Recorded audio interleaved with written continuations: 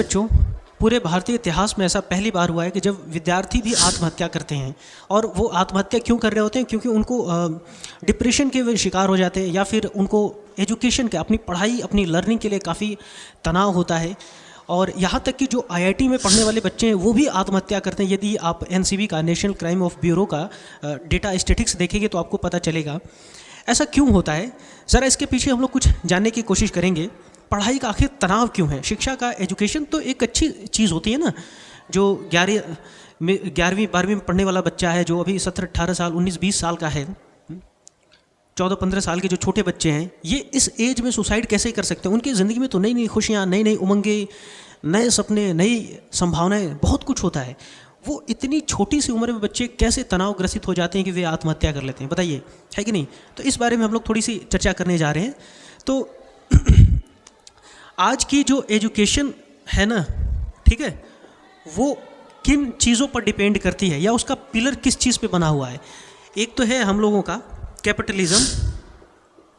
अच्छा, ये जो मैं एजुकेशन हम लोग यहाँ पे कंसीडर कर रहे हैं, ये किसी गवर्नमेंट या फिर ऑफिशियल वेबसाइट की एजुकेशन को हम लोग कंसीडर नहीं कर रहे हैं। वो चीज़ जो हमारे देश दुनिया में चाल चलन में है, जो कस्टम्स में है, जो चली आ रही शिक्षा में है।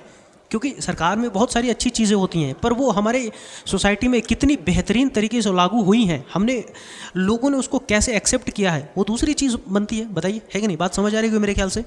ठीक है, तो एक हो गया कैपिटलिज्म और एक हो जाएगा कंज्यूमरिज्म। ठीक है, मेरे ख्याल से बातें समझ आ रही होंगी। और हो जाएगा हैप्पीनेस। अब सोच के बताइए कि इंडिया में कभी ऐसा रहा ही नहीं है, हमारे पूरे भारतीय इतिहास में कभी ऐसा नहीं रहा है कि एजुकेशन इन पिलर्स पे, इन स्तंभों पे खड़ी होती हो। कैपिटलिज्म, एजुकेशन का मतलब है कि जब पूरी तरह से, है ना, पूरी तरह से वो एजुकेशन मॉनेटरी हो जाए। मॉनेटरी मतलब उस एजुकेशन का मतलब सिर्फ रुपये या फिर धन से ही जुड़ा हुआ है। बताइए कि यदि ये मैं पढ़ लूँगा तो मैं ये नौकरी पा जाऊँगा, यदि ये मैं पढ़ रहा हूँ तो मैं इतने पैसे खर्च कर रहा हूँ।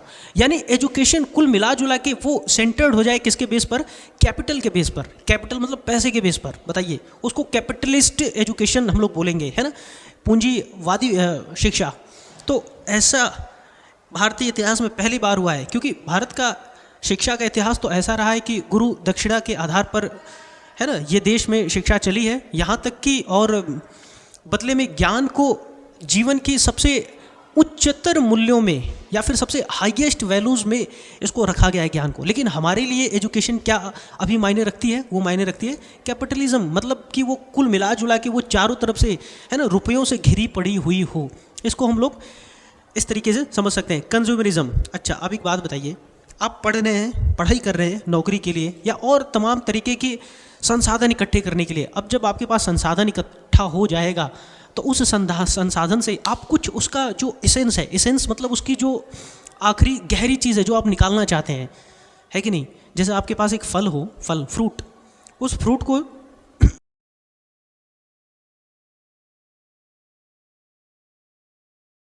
फ्रूट को जब आप खाएंगे, है ना, तो खाने से आपको एक टेस्ट जो फील होता है उसको हम लोग एसेंस कह रहे हैं। यानी कि किसी भी ऑब्जेक्ट का, चीज़ों से हम लोग उसकी जो एसेंस है वो निकालना चाहते हैं। वो कब निकालेंगे? जब आपके पास रुपया होगा। यानी एजुकेशन से आपने क्या कर लिया है? कैपिटल, पैसा इकट्ठा कर लिया। पैसा इकट्ठा करके आप तरह तरह के संसाधन इकट्ठे करेंगे। क्यों? क्योंकि आप उससे कुछ, उसका एसेंस निकालना चाहते हैं, उसका आप यूटिलाइजेशन चाहते हैं, है ना, उसका उपयोग कर लेना चाहते हैं, उसको यूज़ कर लेना चाहते हैं। बताइए, तो एजुकेशन इस पर टिकी हुई है। तीसरी चीज़ आती है बच्चों लोग, हैप्पीनेस। यानी हम किसी भी तरीके से पढ़ के, है ना, कुछ भी ऐसा करें कि हमें हैप्पीनेस मिल जाए, हमें खुशी मिल जाए। चाहे वो खुशी, हमारी हैप्पीनेस टेम्पररी हो, चाहे लॉन्ग टर्म की हो, चाहे कैसी भी हो, हम हैप्पी होना चाहते हैं। बताइए, मेरे ख्याल से कुछ बातें समझ आई होंगी। आज का जो हमारा एजुकेशन है, ठीक, वो इन 3 पिलर्स पे टिका हुआ है। यानी पढ़ लिख के हम लोग पैसा कमाना चाहते हैं, किसी भी चीज़ की एसेंस फील करना चाहते हैं, सेंस करना चाहते हैं, और ये करके हमें क्या आना चाहिए? हमें मज़ा आए, हमें खुशियाँ महसूस हो। लेकिन इंडिया ऐसा रहा नहीं है। इंडिया कैसा रहा है ज़रा देखते हैं, ठीक है। इंडिया ने, भारत ने बच्चों हमेशा ही सेक्रीफाइस, डीड्स और पीस को प्रेफर किया है। बताइए, इंडिया का जो एजुकेशन सिस्टम रहा है वो रहा है सेक्रीफाइस डीड्स, डीड मतलब कर्म, ठीक है, और पीस। बताइए सेक्रीफाइस का मतलब क्या है? हिंदी में इसको त्याग कहेंगे, ठीक।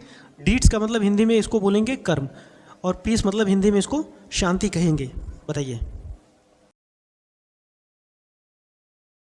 रावण के पास बच्चों, ठीक है, सोने की लंका है, वो बहुत धनी है, उसने जाने कितने देवी देवताओं को, यहाँ तक कि अपने, है ना, नर नारी किंधार गंधार, पता नहीं कितने लोगों को उसने गुलाम बना के रखा हुआ है, लेकिन फिर भी उसको हमारे देश में महान नहीं कहा गया। इसलिए नहीं कहा गया क्योंकि उसने त्याग करना अभी तक, या त्याग का संदेश उसने नहीं दिया है। जबकि भगवान श्री राम हैं जो जंगल में वनवास काट रहे हैं, जंगल में घूम रहे हैं, उनके पास बहुत सारी सुख सुविधाएं नहीं हैं, महल छोड़ के वो जंगल चले गए हैं, उनके त्याग को बड़ी महानता दी गई है। ये हमारा अपना देश रहा है। तो हमारी एजुकेशन जो हम अभी चाल चलन में, जो हमारे कस्टम में एजुकेशन है, बताइए क्या उसमें ये आपको त्याग दिख रहा होता है, सेक्रीफाइस? आप जब एक्वायरिंग चीज़ों को समझते हैं कि ये आपकी एजुकेशन है, मतलब आप सिर्फ इकट्ठा करने को ही शिक्षा आप नहीं समझते हैं, तो आपकी शिक्षा कैसी हो गई? रावण जैसी हो गई, उसमें त्याग नहीं दिख रहा है। और साथ में कर्म, यदि आप मर भी रहे हों या आपके जीवन के आखिरी समय भी हों, तो भी देश ने, हमारे प्यारे भारत ने हमेशा कर्म को प्रधान देश कहा है, कर्म की महानता के ही गुणगान गाए हैं। भगत सिंह भले ही आखिरी समय पे मर रहे हैं तो क्या हुआ, वो किताब के कुछ आखिरी पन्ने भी बीच में से पढ़ लेना चाहते हैं। बताइए है कि नहीं? वो चाहते तो छोड़ सकते थे ना कि अब तो फांसी पे चढ़ा दिया जाएगा तो मैं ये किताबें पढ़ क्यों रहा हूँ, लेकिन फिर भी मर रहे हैं, सांसें टूट रही हैं, छूट रही हैं, ज़िंदगी का साथ छूट रहा है, लेकिन फिर भी हम आखिरी दम तक अपने काम पूरे करेंगे जो हमें हमारा काम करना है।